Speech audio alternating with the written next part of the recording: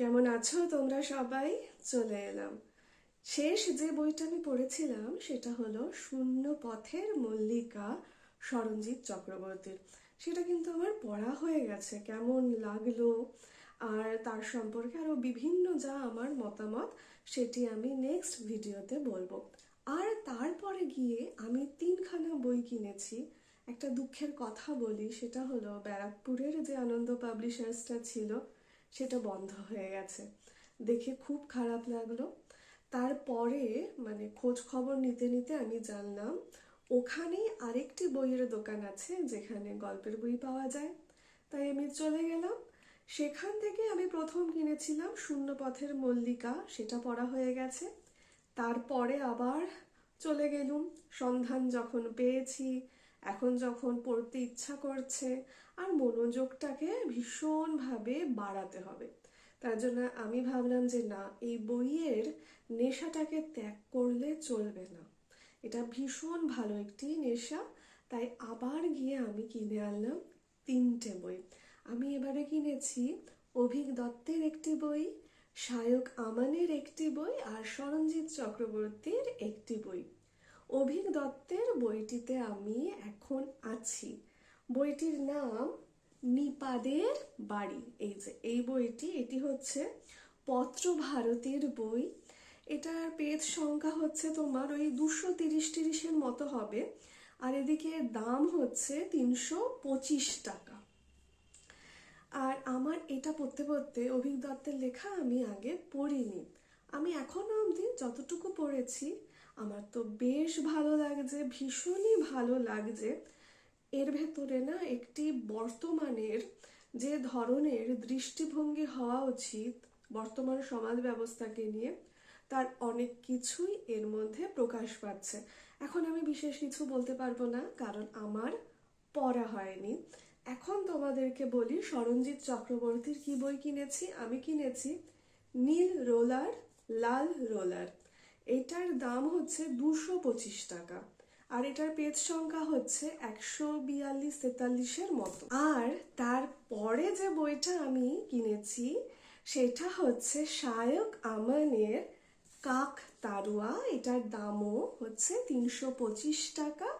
আর page সংখ্যা তোমার ওই 230-32 মধ্যে।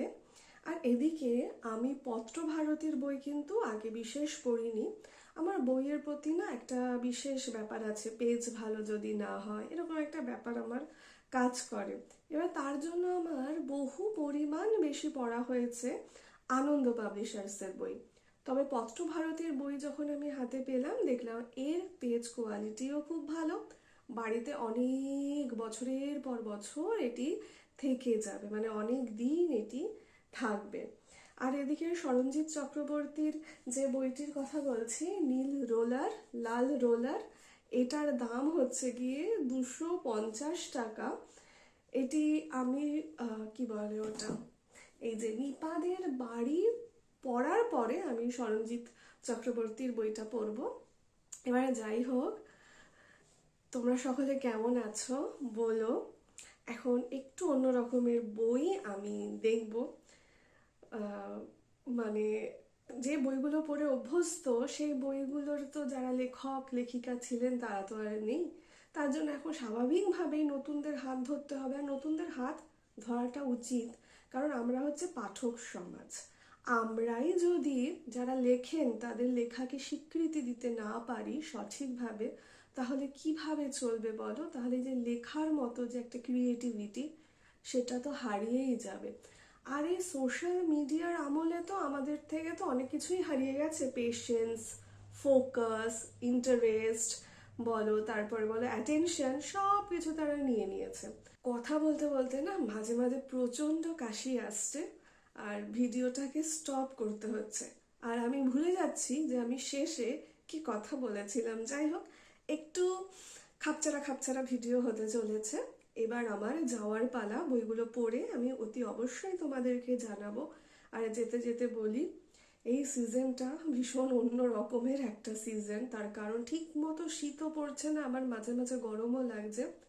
নিজেদের খেয়াল রেখো। মানে জানি খেয়াল রেখেও ঠিক মতো চলাটা যাচ্ছে না। এই যে আমার লেগে গেল, আমি খুব চেষ্টা করছি যাতে আমার সর্দি কাশি না লাগে। আমার প্রচণ্ড শ্বাসকষ্ট হয়, খুব কষ্ট হয় আমার, কিন্তু সেটাই আমার হচ্ছে। বিগত 2 দিন ধরে শ্বাসকষ্ট, এই সমস্ত কিছু চলছে। যাই হোক, সকলে খুব ভালো থেকো আর বইয়ের সঙ্গে থেকো গো, বই পড়ো।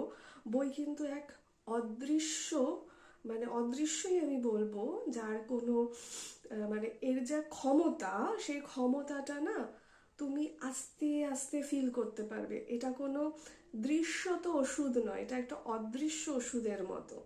এটা একদিন পড়তে ভাল লাগবে না, 2 দিন ভাল লাগবে না, 3 দিনের দিন এর সাথে কিন্তু ভালো বন্ধুত্ব হয়ে যায়। এতে কি জানো তো, এটা হচ্ছে মন আর মানসিকতার ওষুধ। অসাধারণ কাজ করে বই, অসাধারণ। তোমার মনকে শান্ত রাখতে, মনকে ভালো রাখতে, মনকে আনন্দে রাখতে বই ভীষণ ভীষণ ভীষণ সাহায্য করে। তার জন্য নিজের মনের যত্ন নেওয়ার জন্য অতি অবশ্যই বই পড়ো। আর আমি পরে যে ভিডিওটা আনবো সেটা হচ্ছে স্মরণজিৎ চক্রবর্তীর শূন্য পথের মল্লিকার রিভিউ নিয়ে আসবো। সকলে খুব ভালো থেকো, নিজেদের খেয়াল রেখো। এখন আসি।